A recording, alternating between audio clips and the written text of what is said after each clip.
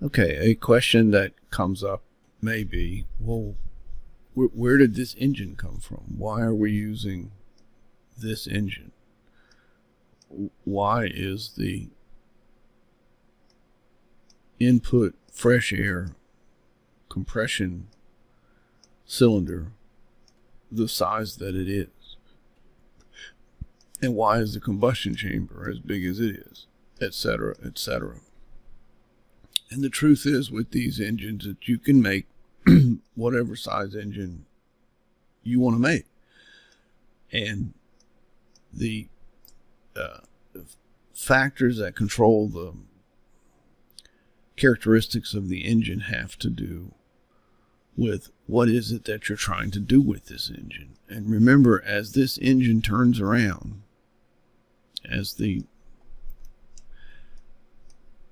crankshaft of this engine turns around and moves these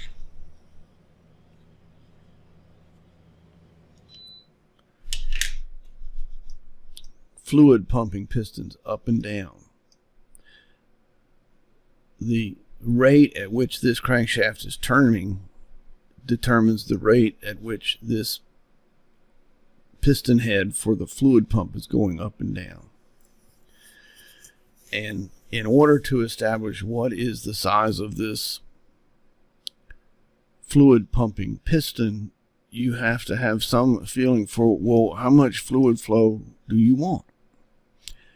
And that actually involves looking at a different problem other than just to make a motor.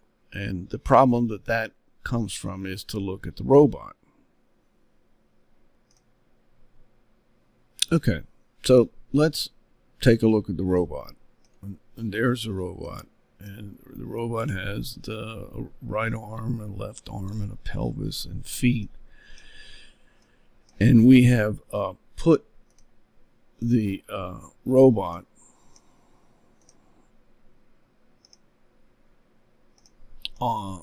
in a way for an index purpose of the toe of the right foot is kind of sitting on this yellow triangle. And there's another yellow triangle right there.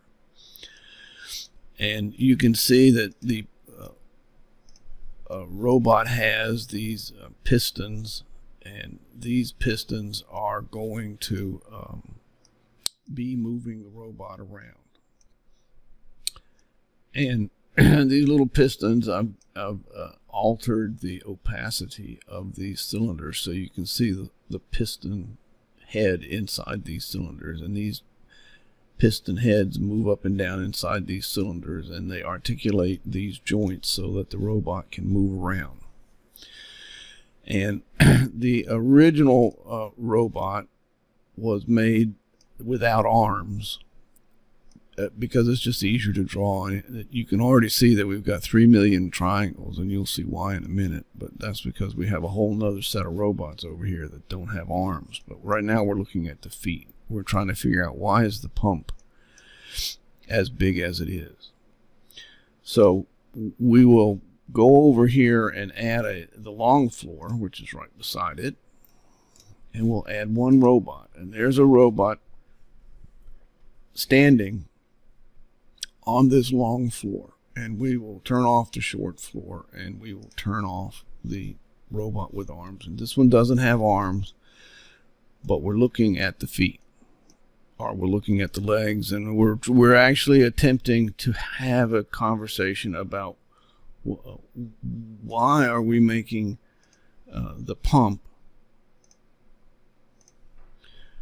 of the size that it is. And if you notice the way that a bipedal humanoid structure is going to walk, is it has to take one of its limbs and move it forward, and that limb has to be not bearing any weight, or it can't be moved forward. And the other limb then is going to be required to be holding the weight of the robot.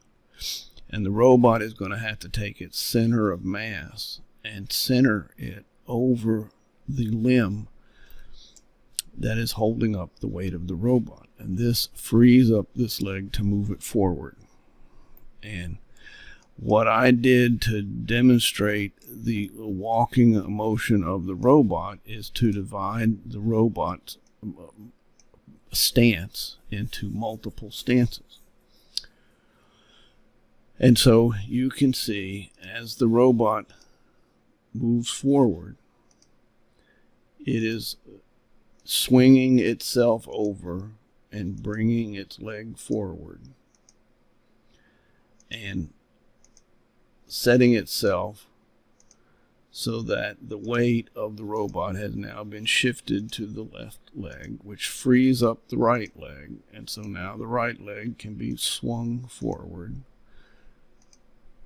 And as the right leg is swung forward, the weight of the robot is on the left leg. And as the right leg comes forward far enough, the right leg can now be placed back on the ground, and the robot can begin the process of shifting its weight from its left side to its right side. And this allows it to pick up its left leg and begin the process of moving the left leg forward. And you can see on this walking sequence that the toe of the robot is pretty much about where it was. It started out on this yellow square and moved up to that yellow square. So in these 22 motions of the robot, we've changed some of these pistons around to move the parts of the robot around, and this is what allows the robot to walk. And this particular place of the robot is identical to the robot at this place, except this robot is this robot, except this robot has moved up to there. So if it was going to walk, all it had to do is take whatever it did to get through these 22 stances and repeat them. So walking along is going to consist of it simply moving all these pistons the way that it moved them to get itself from being in this position and this stance. Now this stance is the same stance as this stance, except this stance has been moved forward, and that's walking.